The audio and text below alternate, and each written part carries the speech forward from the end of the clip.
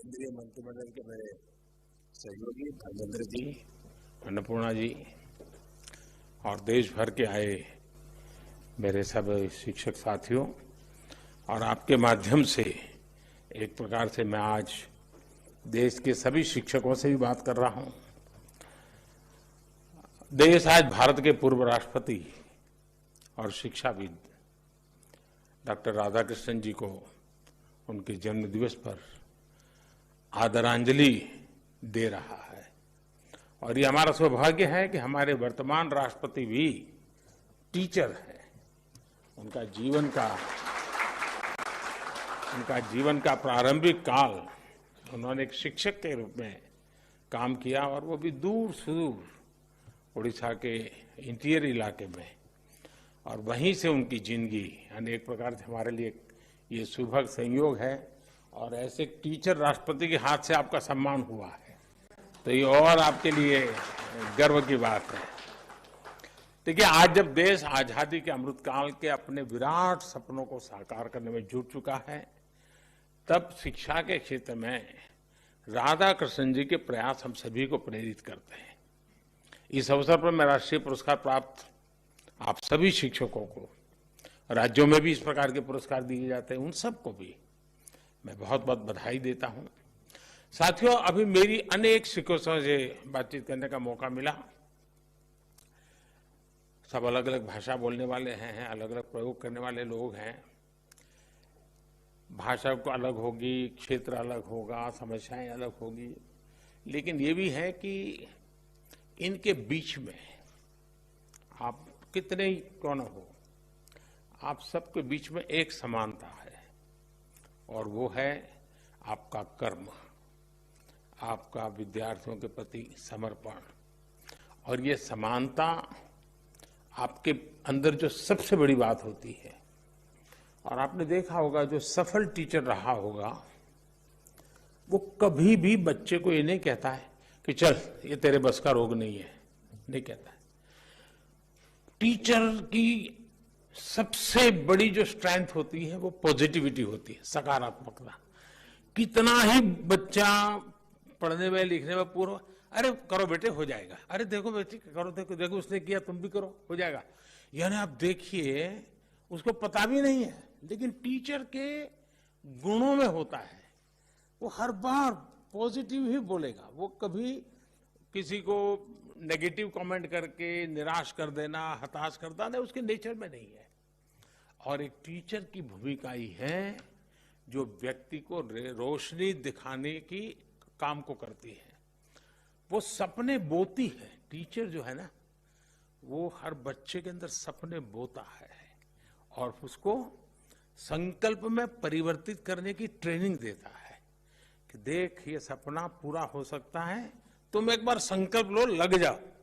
आपने देखा होगा कि वो बच्चा सपनों को संकल्प में परिवर्तित कर देता है, और टीचर ने जो रास्ता दिखाया है उसे वो सिद्ध कर करके रहता है। यानी सपने से सिद्धि तक की इस पूरी यात्रा उसी प्रकाश पुंज के तहत होती है जो किसी टीचर ने उसकी जिंदगी में सपना बोया था, दिया जलाया था, जो उसको कितनी ही चुनौतियों अंधेरों के बीच में भी रास्ता दिखाता है। और अब देश भी आज नए सपने, नए संकल्प लेकर के एक ऐसे मोड़ पर खड़ा है कि आज जो पीढ़ी है, जो विद्यार्थी अवस्था में है, 2047 में हिंदुस्तान कैसा बनेगा ये उन्हीं पर होने वाला है, और उनका जीवन आपके हाथ में है। इसका मतलब हुआ कि 2047 को देश गढ़ने का काम आज जो वर्तमान में टीचर हैं, जो आने वाले 10 साल 20 साल सेवाएं देने वाले हैं, उनके हाथ में 2047 का भविष्य तय होने वाला है। और इसलिए आप एक स्कूल में नौकरी करते ऐसा नहीं है, आप एक क्लासरूम में बच्चों को पढ़ाते ऐसा नहीं है, आप एक सिलेबस को अटेंड करते ऐसा नहीं है, आप उसके साथ जुड़ करके उसकी जिंदगी बनाने का काम और उसकी जिंदगी के माध्यम से देश बनाने का सपना लेकर के चलते हैं। जो टीचर का सपना खुद का ही छोटा होता है, उसके दिमाग में 10 से 5 का ही भरा रहता है, आज 4 पीरियड लेने हैं वही रहता है, तो वो उसके लिए वो भले तनख्वाह आ जाता है, 1 तारीख का वो इंतजार करता है, लेकिन उसको आनंद नहीं आता है, उसको वो चीजें बोझ लगती है।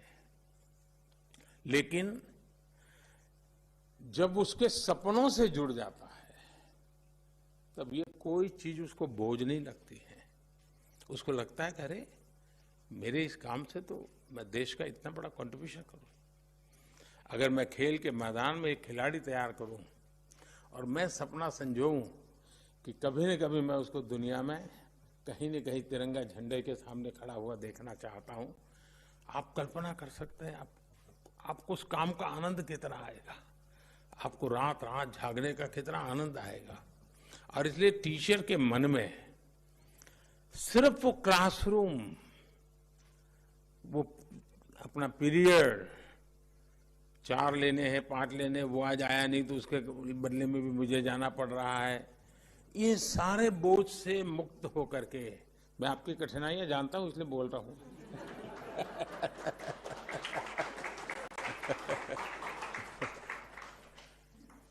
तो उससे बोझ से मुक्त होकर के अगर हम इन बच्चों के साथ उनकी जिंदगी के साथ जुड़ जाते हैं। दूसरा,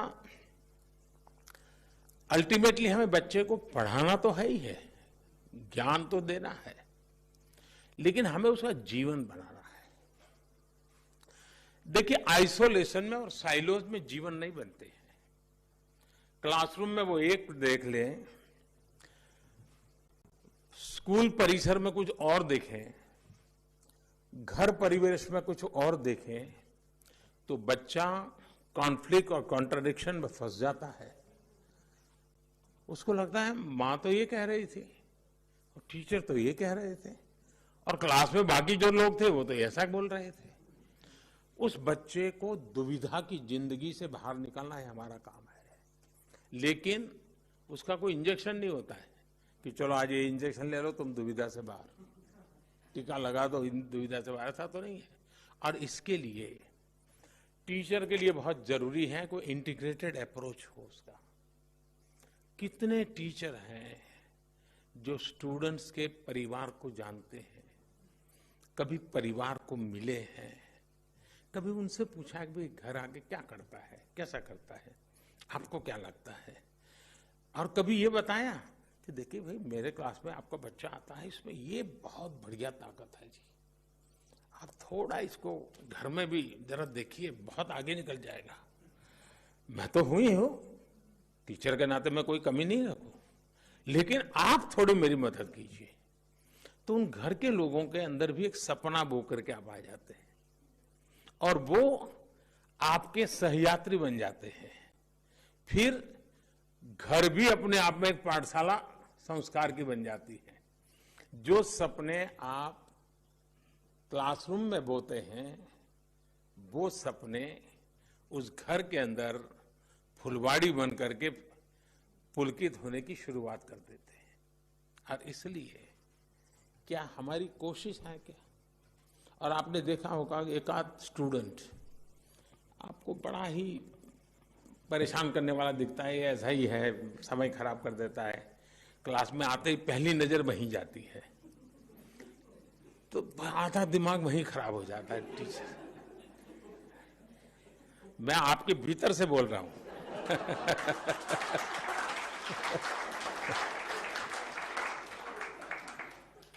और वो भी वैसा होता है कि पहली बेंच पे ही बैठेगा। उसको भी लगता है कि ये टीचर मुझे पसंद नहीं करते हैं तो पहले सामने आएगा वो। और आपका आधा समय वो ही खा जाता है। ऐसे में उन बाकी बच्चों को अन्याय हो जाए, कारण क्या है? मेरी पसंद नापसंद। सफल टीचर वो होता है जिसकी बच्चों के संबंध में, स्टूडेंट्स के संबंध में न कोई पसंद होती है न कोई नापसंद होती है। उस उसके लिए वो सब के सब बराबर होते हैं। मैंने ऐसे टीचर देखे हैं कि जिनका अपना संतान भी उसी क्लासरूम में है, लेकिन वे टीचर क्लासरूम में खुद के संतान को भी वही ट्रीटमेंट देते हैं जो सब स्टूडेंट्स को देते हैं। अगर 4 लोगों को पूछना है, उसकी बारी आई तो उसको पूछते हैं, स्पेशली उसको कभी नहीं कहते कि तुम ये बताओ, तुम ये करो, कभी नहीं, क्योंकि उनको मालूम है कि उसको एक अच्छे माँ की जरूरत है, अच्छे पिता की जरूरत है, लेकिन अच्छे टीचर की भी जरूरत है। तो वो भी कोशिश करते हैं कि घर में मैं माँ बाप का रोल पूरा करूंगा, लेकिन क्लास में तो मुझे उसको टीचर स्टूडेंट का ही मेरा नाता रहना चाहिए, वो घर वाला रिश्ता यहाँ आना नहीं चाहिए। ये टीचर का बहुत बड़ा त्याग होता है, तब संभव होता है जी। ये अपने आप को संभाल करके इस प्रकार से काम करना, ये तब संभव होता है। और इसलिए हमारे जो शिक्षा व्यवस्था है, भारत की जो परंपरा रही है, वो किताबों तक सीमित कभी नहीं रही है, कभी नहीं रही है। वो तो एक प्रकार से एक सहारा है, सहारा है हमारे लिए। हम बहुत सी चीजों, और आज टेक्नोलॉजी के कारण ये बहुत संभव हुआ है। और मैं देख रहा हूं कि टेक्नोलॉजी के कारण बहुत बड़ी मात्रा में हमारे गांव के टीचर भी, जो स्वयं टेक्नोलॉजी का उनका पढ़ाई नहीं हुई है, लेकिन करते करते वो सीख गए, और उन्होंने फिर सोचा कि भाई, क्योंकि उसके दिमाग में स्टूडेंट भरा पड़ा है, उसके दिमाग में सिलेबस भरा पड़ा है, तो वो चीजें प्रोडक्ट तैयार करता है जो उस बच्चे के काम आती है। यहां सरकार में बैठे हुए लोगों के दिमाग में क्या रहता है? आंकड़े रहते हैं कि भाई कितने टीचर भर्ती करना बाकी है, कितने स्टूडेंट का ड्रॉप आउट हो गया, बच्चियों का एनरोलमेंट हुआ कि नहीं हुआ, उनके दिमाग में भी रहता है। लेकिन टीचर के दिमाग में उसकी जिंदगी रहती है। बहुत बड़ा फर्क होता है। और इसलिए अगर टीचर इन सारी जिम्मेवारियों को ढंग से उठा लेता है, अब हमारी जो राष्ट्रीय शिक्षा नीति आई है, इसकी इतनी तारीफ हो रही है, इतनी तारीफ हो रही है। क्यों हो रही है? उसमें कुछ कमियां नहीं होगी ऐसा तो मैं दावा नहीं कर सकता हूं, कोई नहीं दावा कर सकता है। लेकिन जो लोगों के मन में पड़ा था, उनको लगा यार ये कुछ रास्ता दिख रहा है, ये कुछ सही दिशा में जा रहे हैं, चलिए उस रास्ते पर हम चलते हैं। हमें पुरानी आदतें इतनी घर कर गई है कि राष्ट्रीय शिक्षा नीति को एक बार पढ़ने सुनने से बात बनने वाली नहीं है जी। महात्मा गांधी को कभी एक बार किसी ने पूछा था कि भाई आपको कुछ मन में संशय हो, समस्याएं हो तो क्या करते हैं? तो कहा मुझे भागवत गीता से बहुत कुछ मिल जाता है। इसका मतलब वो बार बार उसको पढ़ते हैं, बार बार उसके अर्थ बदलते हैं, बार बार नए अर्थ दिखते हैं, बार बार नया प्रकाशमान पुंज सामने खड़ा हो जाता है। ये राष्ट्रीय शिक्षा नीति भी जब तक शिक्षा जगत के लोग उससे हर समस्या का समाधान उसमें है क्या, 10 बार पढ़े, 12 बार पढ़े, 15 बार पढ़े, सॉल्यूशन इसमें है क्या, उसको उस रूप में हम देखेंगे। एक बार आया है, चलो सर्कुलर आता है, वैसे देख लिया तो नहीं होगा। उसको हमने हमारी रगों में उतारना पड़ेगा, हमारे जहन में उतारना पड़ेगा। अगर ये प्रयास होता है तो मुझे पक्का विश्वास है कि राष्ट्रीय शिक्षा नीति बनाने में हमारे देश के टीचर्स का बहुत बड़ा रोल रहा है। लाखों की तादाद में टीचर्स ने कंट्रीब्यूट किया है इसको बनाने में। पहली बार देश में इतना बड़ा मंथन हुआ है। जिन टीचर्स ने इसे बनाया है, उन टीचर्स का काम है कि उसको सरकारी भाषा वगैरह बच्चों के लिए काम नहीं आती है। आपको माध्यम होना होगा कि सरकारी ये जो डॉक्यूमेंट है वो उनके जीवन का आधार कैसे बने, मुझे उसको ट्रांसलेट करना है, मुझे उसको फुल स्टॉप कॉमा के साथ पकड़ते हुए भी उसको सहज सरल रूप में उसको समझाना है। और मैं मानता हूं कि जैसे कुछ नाट्य प्रयोग होते हैं, कुछ ऐसे राइटिंग होता है, कुछ वक्तृत्व स्पर्धाएं होती हैं, बच्चों को राष्ट्रीय शिक्षा नीति पर चर्चाएं करनी चाहिए, क्योंकि टीचर उनको तैयार करेगा। जब वो बोलेंगे तो एक आध चीज नई आपको भी उभर करके आएगी। तो ये एक प्रयास करना चाहिए। आपको मालूम है कि अभी मैंने 15 अगस्त को आज़ादी के 75 साल का ये मेरा भाषण था, तो उसका एक अपना अलग मेरा मिजाज भी था। तो मैंने 2047 को ध्यान में रख करके बातें की और उसमें मैंने आग्रह किया कि पंच प्राण की चर्चा की। क्या उन पंच प्राण हमारे क्लासरूम में इसकी चर्चा हो सकती है क्या? असेंबली जब होती है, चलिए भाई आज फलाना विद्यार्थी और फलाना टीचर पहले प्राण पर बोलेंगे, मंगल को दूसरे प्राण पर, बुधवार को तीसरे प्राण पर, शुक्रवार को पांचवें प्राण पर, फिर अगले सप्ताह फिर पहले प्राण पर ये टीचर यानी साल भर। उसका अर्थ क्या है? हमें क्या करना है? ये पंच प्राण हमारा भी तो प्राण तत्व होना चाहिए, हर नागरिक का होना चाहिए। इस प्रकार से अगर हम कर सकते हैं तो मैं समझता हूं उसकी सराहना हो रही है। सब लोग कह रहे हैं हाँ भाई ये 5 प्राण ऐसे हैं कि हमारे आगे जाने का रास्ता बना देते हैं। तो ये 5 प्राण उन बच्चों तक कैसे पहुंचे, उनके जीवन में कैसे आए, इसको जोड़ने का काम कैसे करेंगे। दूसरा, हिंदुस्तान में अब कोई स्कूल में बच्चा ऐसा नहीं होना चाहिए जिसके दिमाग में 2047 का सपना न हो। उसको कहना चाहिए बताओ भाई तुम 2047 में तुम्हारी उम्र क्या होगी, उसको पूछना चाहिए। हिसाब लगाओ, तुम्हारे पास इतने साल है, तुम बताओ इस साल इतने सालों में तुम तुम्हारे लिए क्या करोगे और देश के लिए क्या करोगे। हिसाब लगाओ 2047 के पहले तुम्हारे पास कितने साल है, कितने महीने हैं, कितने दिन हैं, कितने घंटे हैं। तुम एक एक घंटे को जोड़ करके बताओ तुम क्या करोगे। तुरंत उसका एक पूरा कैनवास तैयार हो जाएगा कि हाँ आज 1 घंटा चला गया, मेरा 2047 तो पास आ गया। आज 2 घंटे चले गए, मेरा 2047 पास आ गया। मुझे 2047 में ऐसे जाना है, ऐसे करना है। अगर ये भाव हम बच्चों के मन मंदिर में भर देते हैं, एक नई ऊर्जा के साथ, एक नई उमंग के साथ, वो बच्चे लग जाएंगे।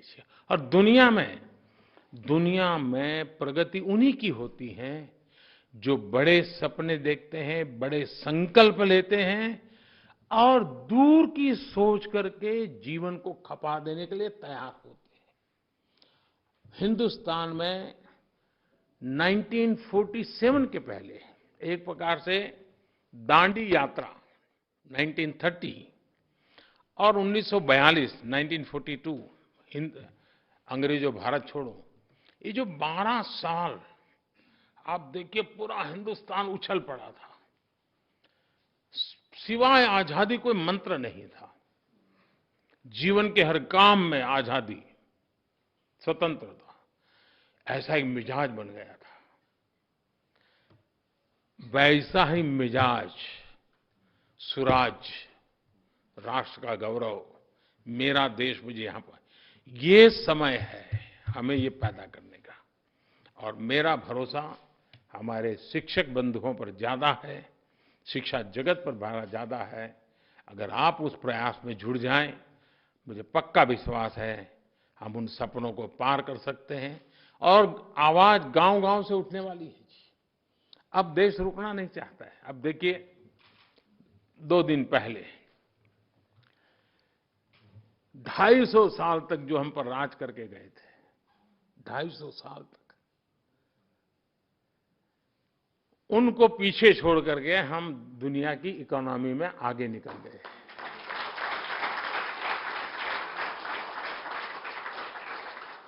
छह नंबर से 5 नंबर पर आने का जो आनंद होता है, उससे ज्यादा आनंद इसमें हुआ। क्यों? 6 से 5 होते तो होता थोड़ा आनंद, लेकिन ये 5 स्पेशल है क्योंकि हमने उनको पीछे छोड़ा है। हमारे दिमाग में वो भाव बढ़ा है, वो तिरंगे वाला 15 अगस्त का। 15 अगस्त के तिरंगे का जो आंदोलन था उसके प्रकाश में ये 5वां नंबर आया है और इसलिए उसके अंदर वो जिद भर गई है कि देखा मेरा तिरंगा और फहरा रहा है। ये मिजाज बहुत आवश्यक है। और इसलिए 1930 से 1942 तक का देश का जो मूड था, देश के लिए जीने का, देश के लिए जूझने का और जरूरत पड़ी तो देश के लिए मरने का, आज वो मिजाज चाहिए। मैं मेरे देश को पीछे नहीं रहने दूंगा। हजारों साल की गुलामी से बाहर निकले हैं, अब मौका है, हम रुकेंगे नहीं, हम चल पड़ेंगे।